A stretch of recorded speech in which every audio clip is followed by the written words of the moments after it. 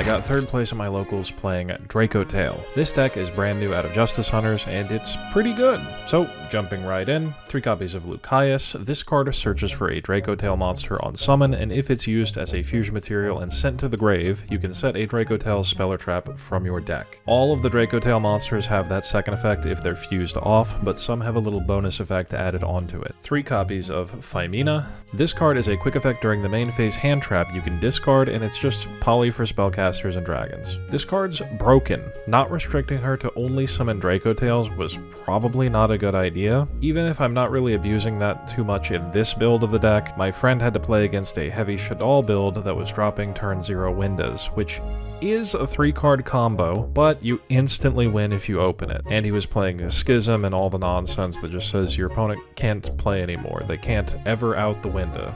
Kinda fucking dumb. Also, Phymina can be used to dodge hand traps like Imperm and Valor or dodge removal because she is just a quick effect poly.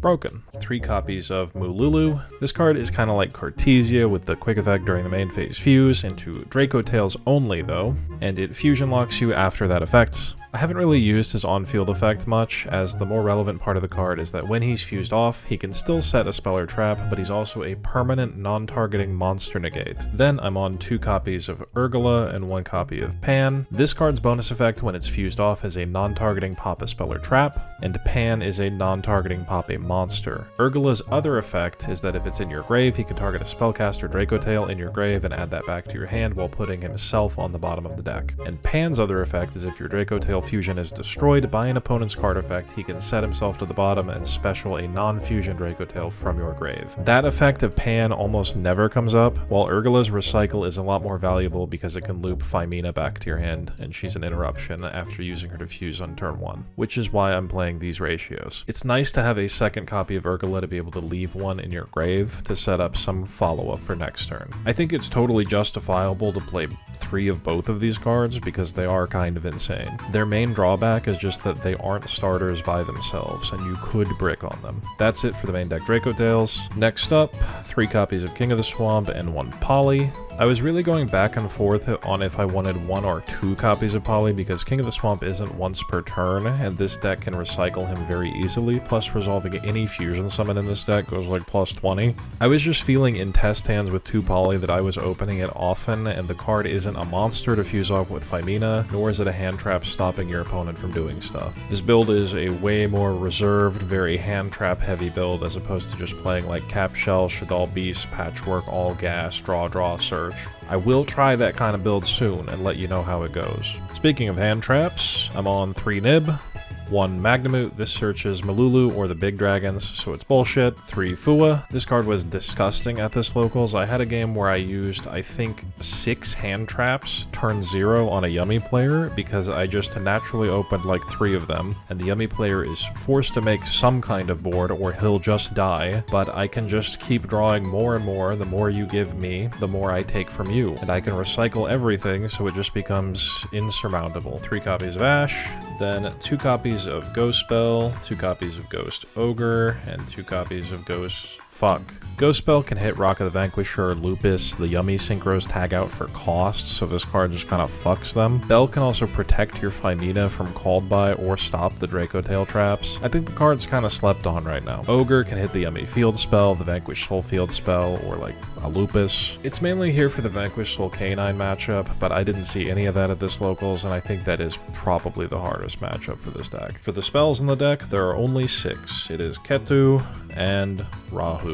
Ketu is a Rhoda, but if your opponent controls a monster, it's also Poly for a dragon or spellcaster, and Rahu is a fuse into a Dracotail using your hand, field, or deck, but both Dracotail fusions currently need at least 1 monster from your hand, so kind of a branded fusion, kinda nowhere near as good. Important to note that both of these cards are you can only activate once per turn, so if their activation is negated, you can still use them again, and since all of your monsters set these from deck, it makes the deck pretty resilient even going up against big negate boards. Also, might as well note that Ketu gets its bonus effect if your opponent has any monster at all, including like a Nib token or Kaijus or Lava Golem.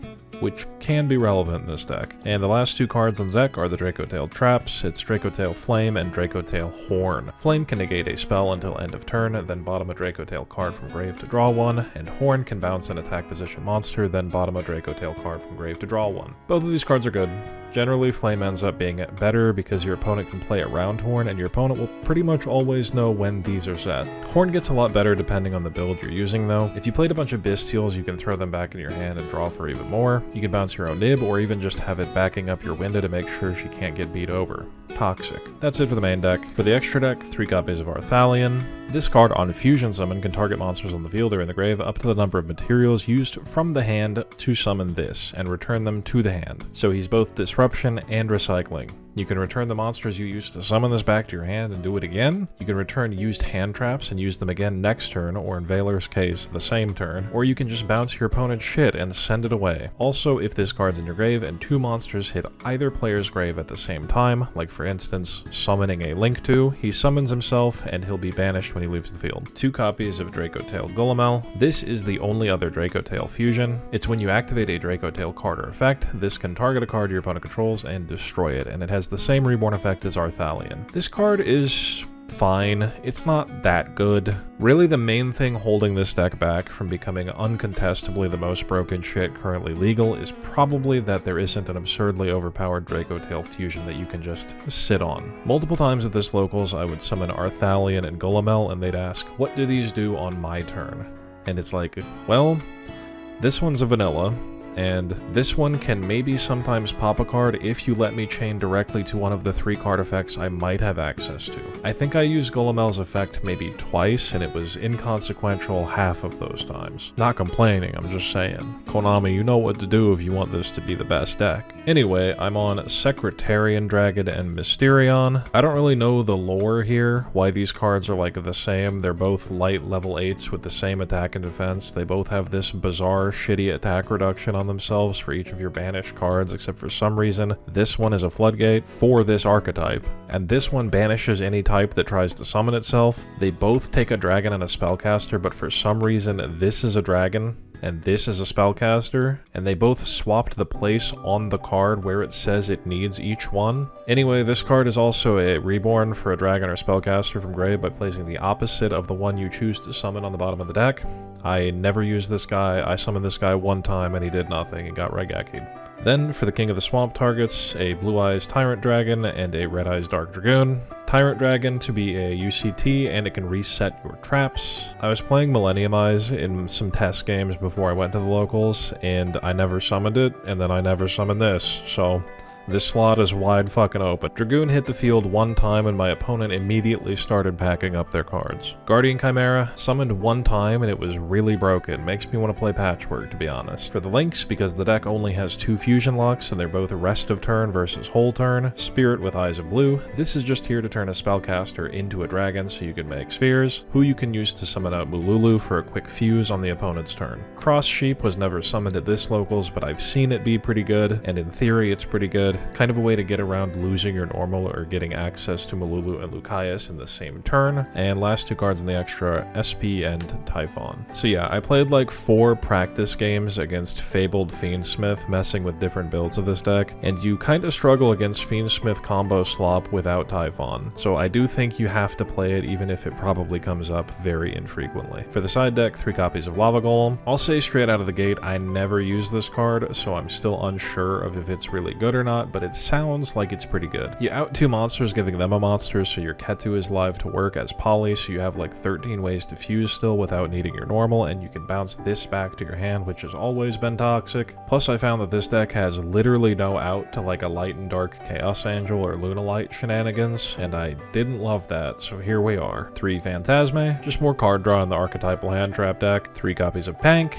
I was just trying this out to see why people claim it's so strong against Yummy. I opened it against Yummy and I didn't even need it because the game was already over, so I don't know. I get that you can like special this, hit over at Yummy Synchro, like force Arclight with the pop, or the inverse of that. Sure, I guess that's decent, but in this specific list, playing Phantasma, you probably cut this. Then I'm on 1 copy of Druisworm to pair with the Mag. for shit like Fiendsmith decks, Mitsu or Maliss. 2 copies of Retaliating Sea. This is for the mirror, another thing I was experimenting with to just like see how good it is, but I didn't have room for the 3rd copy and never queued into the mirror despite my locals being like half Dracotail. All of the main deck monsters get shut down by Macrocosmos, so if you are struggling to beat this deck, cards like Di-Fi, DDG, Macro, and Soul Drain will cook this deck. And lastly, 3 copies of Droll and Lockbird. Recycling a card this broken is fucking disgusting, but it just feels like it doesn't do enough to decks like this one, and Yummy, to get main decked. Opened it one time this locals against Mitsurugi Plants, and it did turn skip him, but Mitsurugi is so balanced that he won anyway. And that's the deck. Very basic list,